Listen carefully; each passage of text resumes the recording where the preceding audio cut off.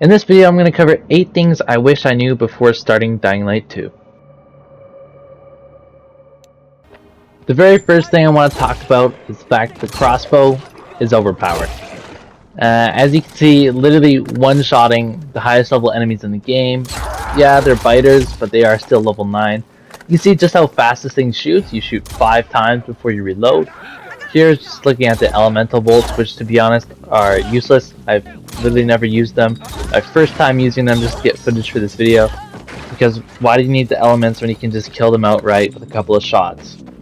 Also, most of the bolts just do the same thing, which is just stun the enemy and kind of take them out of the fight. This here is the impact bolt, which kind of sends them flying to a little bit, and you'll see here that most of the bolts are self-explanatory, and this one's the lacerating one, which also sucks, as, well, see how long it takes to kill this guy when he's on a sliver of health. So the second thing I wish I knew before starting Dying Light 2 was to prioritize my stamina over my health. Right here, what you should know before getting into the stamina talk is it doesn't affect actually how many swings you can swing before having to recover. And when we look at stamina and what skills it unlocks here, the very first upgrade you're going to unlock Far Jump, which basically makes you be able to cover larger distances as long as you have something to vault over. Active Landing though should be the first skill you get with your first level up. And over here at 160 stamina, you unlock Tic Tac, which is basically wall running, of course that's useful, and Dart, which is a sprint jump, also helping you cover those larger gaps. And all of these skills are just going to be made better by how much stamina you have, because you'll be able to perform them for longer amounts of time and chain them and make combos. Here at 180 we unlock Dash, which is sprinting, and the enemy jump, which is similar to vaulting over enemies from Dying Light 1. At 200 stamina we have the Bash skill, which if you saw my Quarantine Zones trophy video, you can actually use that to open lockpicked doors. Like locked doors, you can literally just bash through them and skip lockpicking them.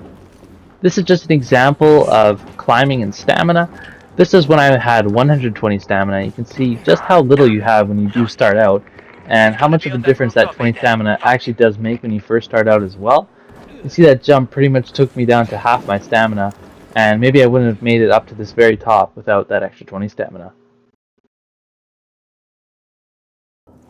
Being someone who usually takes a slower approach to games, I wouldn't normally think of this, but of course after playing the game and getting platinum, it's just clear that you should rush the broadcast quest. And so after you complete the story quest, the Lost Light, or the equivalent Cathedral, you get the new story quest broadcast, as you can see right there. I just got it. And this will unlock the grappling hook, which is the best Night Runner tool. It's so helpful for traversing the map, and as you can see, with more stamina, you're able to use this grappling hook for longer, chain it with longer combos, and just be able to be in the air for longer times without having to stop for rest. The second main reason is you unlock the ability to do radio towers, and what this means is you'll be able to see inhibitors you've missed on the map. This doesn't find you every inhibitor in the game, but like I've said before, it's important because you'll be able to get your stamina up, helps with everything parkour related, helps with combat as well with your parkour moves, and also, of course, doing the broadcast quest, you'll get the paraglider quite a bit before you actually get to the broadcast quest. And lastly, just want to say that once you're at this broadcast quest part of the game, you'll be able to do everything in the game and have everything unlocked, which leads us to our next point, number 4. Now, number 4 is kind of completed in pieces here. It is a quest line, but in order to get it, you're going to need to talk to these green suit guys. This first one, he spawns in the PK Metro Station in Old Villador. You'll see him just by completing the main quests. I don't think he's possible to miss, and you'll see him just in his green coat. Make sure you talk to him. And actually, in order to get the Carrier's quest, you're going to need to wait until you get to the PK Floating Fortress. Again, she'll be quite hard to miss as long as you're actively looking for her. And as far as the actual reward goes for doing this quest line, it's actually quite unique. You'll unlock these things called the Carriers Guild lockers. They'll spawn all around the map. They have that little envelope icon. And once you go to them, you're actually going to get some craft parts. These are specific craft parts because they are the exact things you need to make medicine. See here, you got 2 honey and 6 chamomile. This is very important because these materials are some of the hardest to come by. They're found mainly on those rooftop groves. Here's another example, getting them 2 honey and 6 chamomile. Perfect to get this earlier on. The earlier the better, because the more you'll be able to get, more honey and chamomile you'll be able to get. These are useful for crafting medicine, endurance boosters, all sorts of boosters. And something that's a little more interesting is when you actually finish the quest line, you'll have a choice to either do something I'm not going to spoil, or get these things called the Elite Carriers Guild lockers. See here, I got these things called the Worm Hide Tops. Basically just a purple piece of gear. You should be getting some sort of gear, which I usually like to sell as a good way of getting money. Now this one was a very well kept secret, as I really didn't use the boosters all that much until I was going for my combat XP. I was actually using it, kill stuff, get my combat XP up now. But what I learned from that is this is actually the best booster in the game and quite overpowered.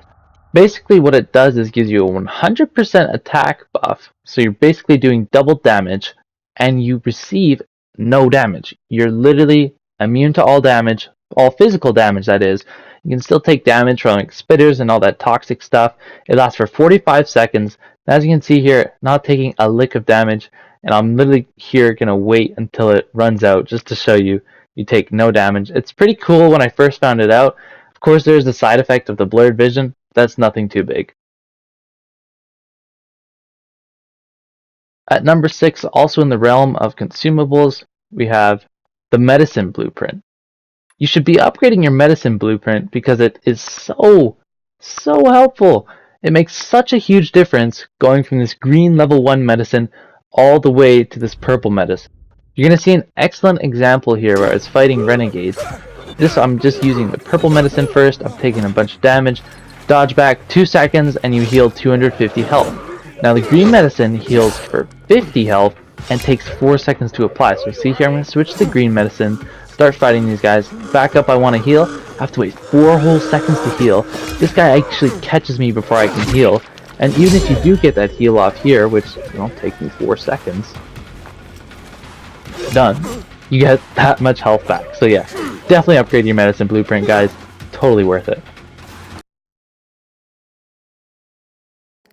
The 7th thing on this list is the Plague Witch Shop. Here I'm showing the location because it's actually something you wouldn't naturally come across unless you literally explore the whole map. You can talk to this girl here, get some lavender, but that's not why we're here. You want to talk to this girl right here, the Plague Witch. You're going to talk to her, dialogue's not that important at all.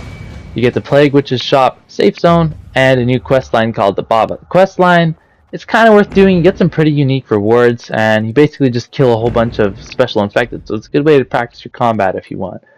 But the real reason we're here is for what she sells. She sells poppies, honey, cordyceps, lavender, chamomile, all that stuff you can't buy anywhere else. She sells it in large amounts. Her stocks refresh quite fast, and it's really inexpensive. Even with the 2,000, I could buy her stock over like 1,000 times, like seriously.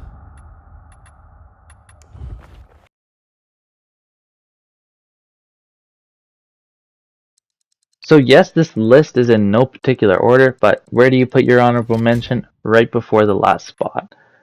This is the reinforcement weapon mod. Basically, you're gonna make your weapons last 50% longer. Super helpful in the late game when you get legendary weapons and you want to keep them around for as long as possible. That's all to be said though about this. Let's get on to our last spot.